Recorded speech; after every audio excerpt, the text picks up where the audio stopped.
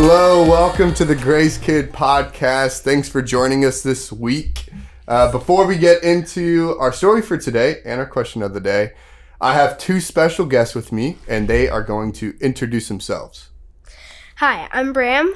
I'm 9, and I am in 3rd grade. Hi, I'm Teddy. I am 7. I'm in 1st grade. Yeah. And today, our question of the day is, if you could make any gadget do anything, what would you build to make? So, before we answer the question, ask whoever you're listening to this with, and we'll be right back with our answers.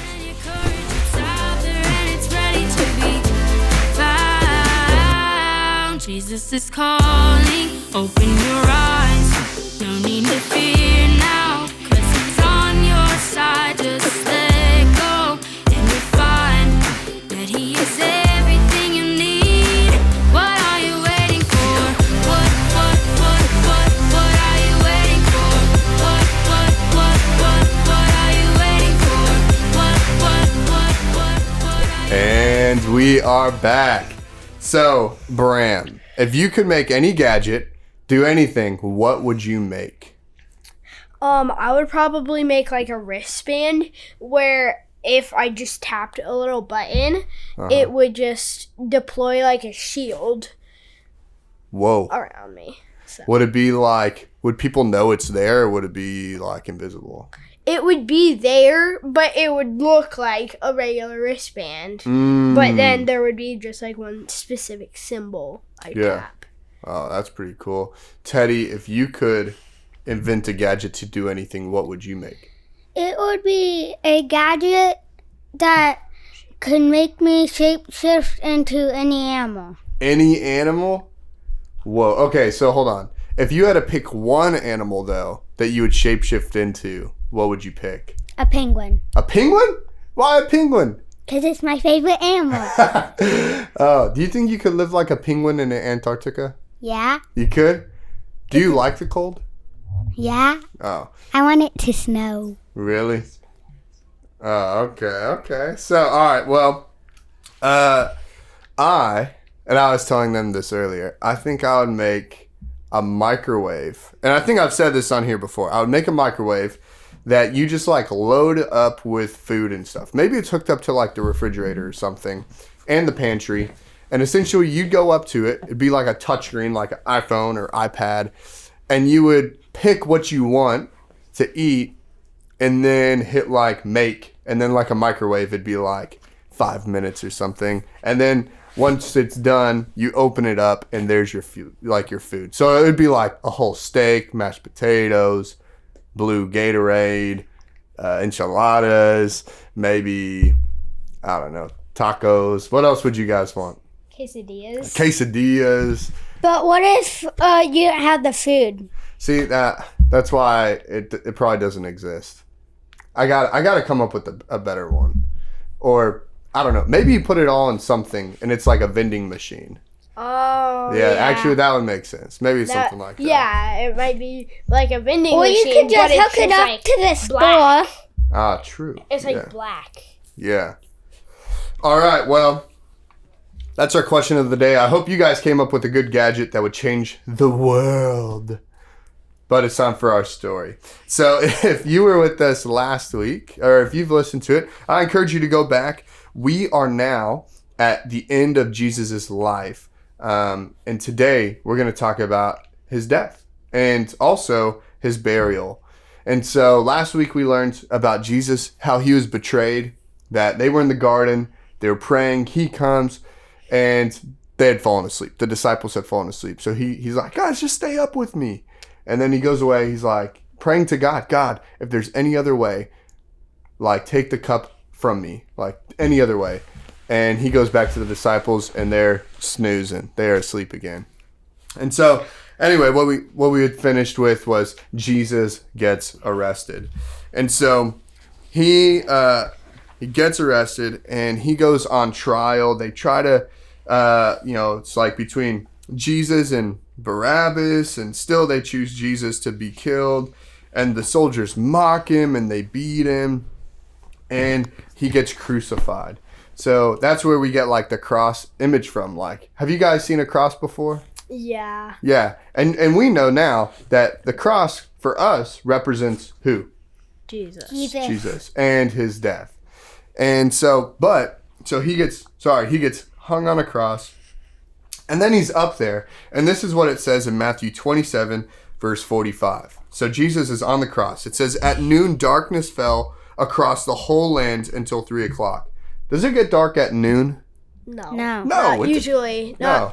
Like Maybe an eclipse. Unless there's like a lunar eclipse, but that only lasts for a minute or two. No. So for 3 hours, it says at noon darkness fell across the whole land until 3 o'clock. For 3 hours, pitch black. And then it continues. It says at about 3 o'clock, Jesus called out, and what he said means, my God, why have you abandoned me? And some of the people who were watching, they didn't understand. And they thought he was calling out for the prophet Elijah, which is from the Old Testament. And so they ran over and tried to give him like something to drink.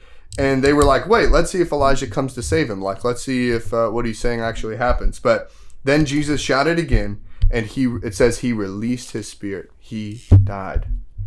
And so at that moment, the curtain in the sanctuary of the temple was torn in two. Have you guys ever seen a phone book before? No. You know, they're like really thick. Have you guys ever seen one? No. Or like a really thick book before? Yeah. Like, this is pretty thick. Cardboard. Yeah. Cardboard, Page books.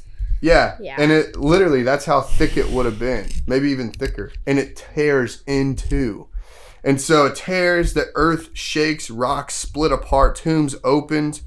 And then the Roman officer and the soldiers at the crucifixion, they were terrified by the earthquake and all that had happened. And they said, this man truly was the Son of God.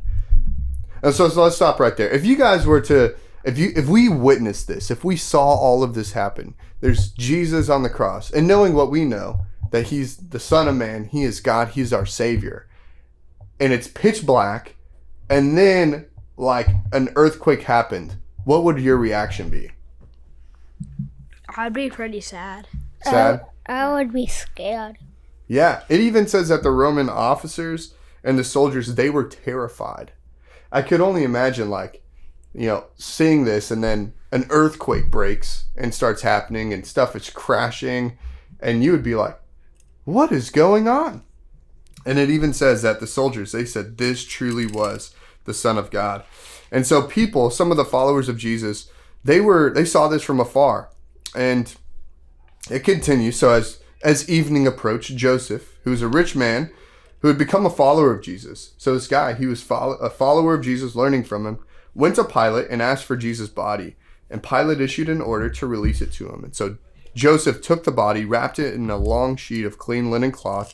He placed it in his own tomb. So back then, you would have a tomb made for you so that when you die, there's already a place for you to go. Like your family wouldn't do it. So he has something for himself, but he gives it up for Jesus. And then he rolled a large stone across the entrance and left. And it says both Mary Magdalene and the other Mary were sitting across from the tomb watching. So Jesus, some people think that, maybe Jesus' body got stolen. It's not the case. They were eyewitnesses. People had seen this.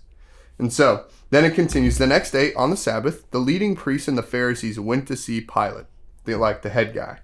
They told him, sir, we remember that deceiver once said while he was still alive, after 3 days I'll arise from the dead. So we request that you seal the tomb until the third day. This will prevent his disciples from coming and stealing his body, then telling everyone he was raised from the dead. If that happens, we'll be worse off than we were in the first place. So Pilate agrees. He goes, okay, take guards and secure it the best you can. So they sealed the tomb and posted guards to protect it. So they didn't just put him away.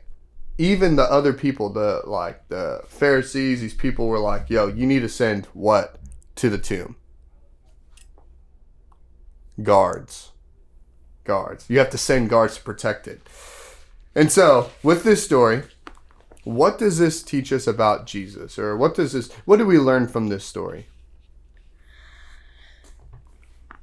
It kind of teaches you, even you should believe people even if it's kind of hard, or like you should, even if you don't know them, you shouldn't judge them by how they look or how they act just for like a minute. Yeah. You should actually get to know them. Yeah. Especially with this story.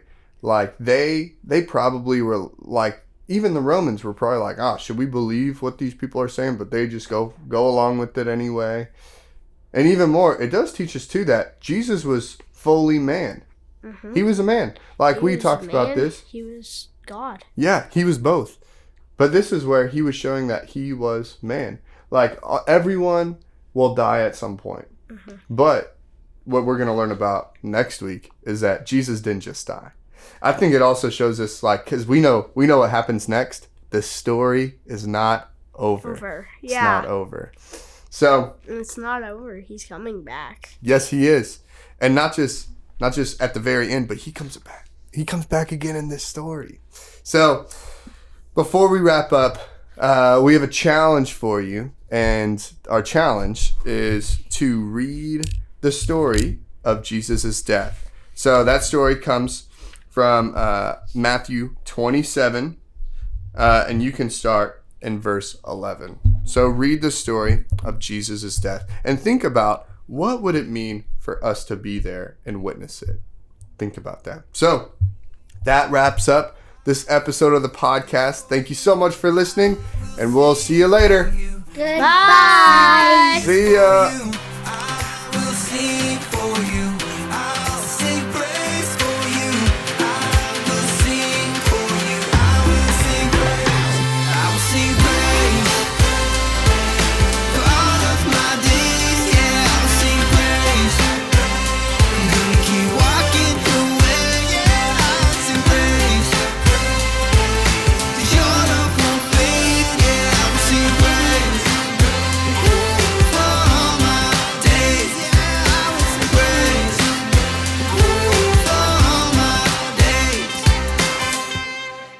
If you would like more resources regarding the One Story Plan, go to visitgracechurch.com/onestory. And if you'd like more resources for your kids, you can go to visitgracechurch.com/kids. We also have a YouTube channel, and you can find it by searching Visit Grace Kids on YouTube. If you like this podcast, we would love for you to like, subscribe, share, and leave us a comment. We'll see you soon.